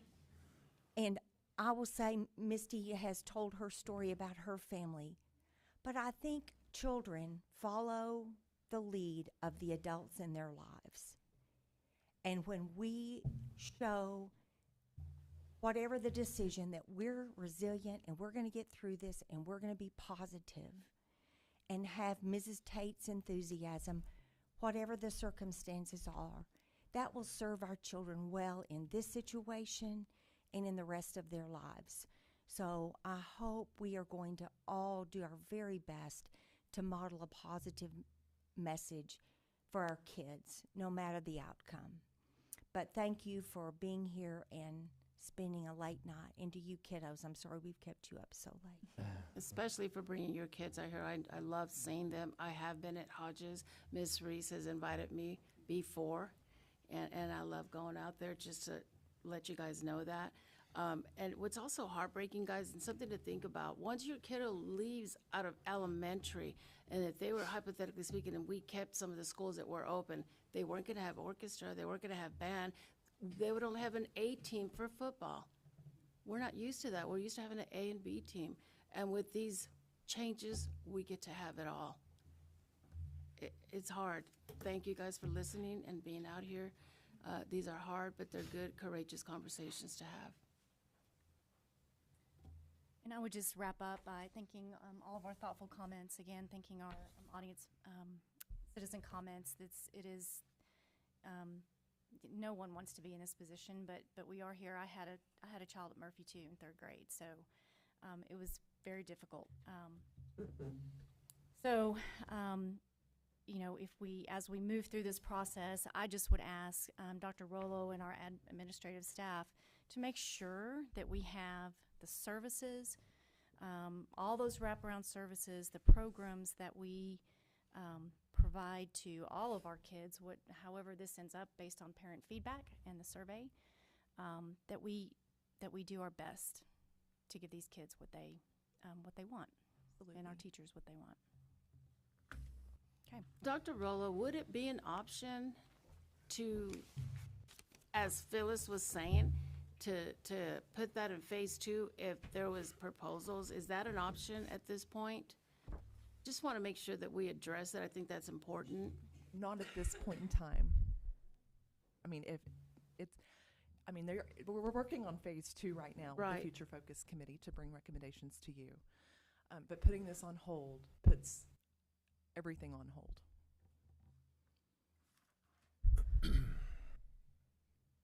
Okay, if there's Thank no you. further discussion. Do I have a motion to approve the consolidation of Overton Elementary School into Rush Elementary School and O.L. Slayton Middle School into Dunbar College Preparatory Academy and Atkins Middle School, and the closure of Hodges Elementary School effective the 2025-2026 school year?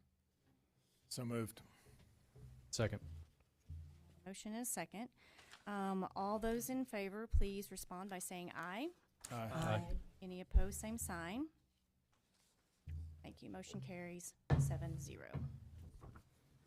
Attendance zone boundary changes for board-approved consolidations. Dr. Rollo. Yes, so this is just drawing the attendance lines for these consolidations. I do want to share that Hodges is not on here for this yet. Right. But now that you've approved closure of Hodges, we will send the survey out and then we'll gather that feedback. It is going to be a quick turnaround on the survey, so I do want people to understand that because we have to post by 7 a.m. on Monday morning for next week's Thursday's board meeting. So we're going to try to get the survey out either tonight or first thing in the morning, and then we're going to ask them to have it completed by Sunday at noon. We normally post on Fridays before board meetings, but we're going to hold off and wait and post either Sunday evening or Monday.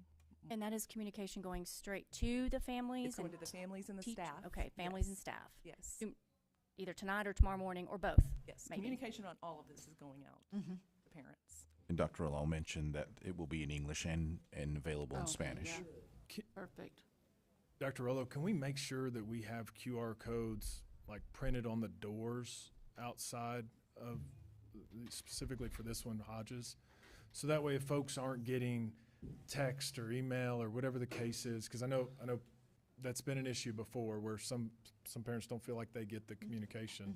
So And I so- think we have we're sending it to them via email, and then they'll get a text message, I believe, as well, that says that the survey has come, but it's individualized. So they're getting a unique code because we didn't want people to vote more than once. Okay. And we wanted it to be for parents and staff and not people who do not have a vested interest in the school. Can we work with our principal and our front office staff there to make sure that we get that communication? I know it's individualized QR codes, that's fine, but I mean, just to We could continue to also try to put get some this- signage on the doors so that if people need internet access to do that, they could do it within the building. And So maybe we could some support that computers. process, yeah. Yeah, maybe in some Chromebooks or Yeah, we something. can put to- some Chromebooks out and support that process, yeah. And we have reminders set up to go out too, so that they get multiple reminders over the next few days. Thank you. I might just add that we have had to back up the transfer window. It was supposed to open on Monday, but because it takes 3 days, we believe, of development time, we're not going to be able to enter the new attendance zones until after you take action, and then it will take 3 more days. So it is actually going to open on The December 17th. 17th. We normally close it during the Christmas holiday because we don't have people here to monitor in case there's any glitches, but we have decided to leave it open through the Christmas holidays, and we are going to pay someone to monitor that in case there's a glitch. We don't want it to shut down the system. Yeah. And then it will be open until January 17th, and that transfer information is going out to families as well. Okay. And But it then is send not it to first come, us as first well. serve, Yes, ma'am. correct? No, Okay. it's not first come, first serve. So anytime No. in that window, and parents of a consolidated campus will get We're going to give priority. them, They get yes. priority, right? Yes, their messaging has that information in it. Okay, do I have a motion to approve the attendance zone boundary changes for Rush Elementary School, Dunbar College Preparatory Academy, and Atkins Middle School effective the 2025-2026 school year? Thank you. We have a motion and a second. All those in favor, please indicate by saying aye. Aye. Any opposed, same sign. Motion carries 7-0. Thank you. Okay, an executive closed session will be held under the provisions of Texas Government Code Chapter 551.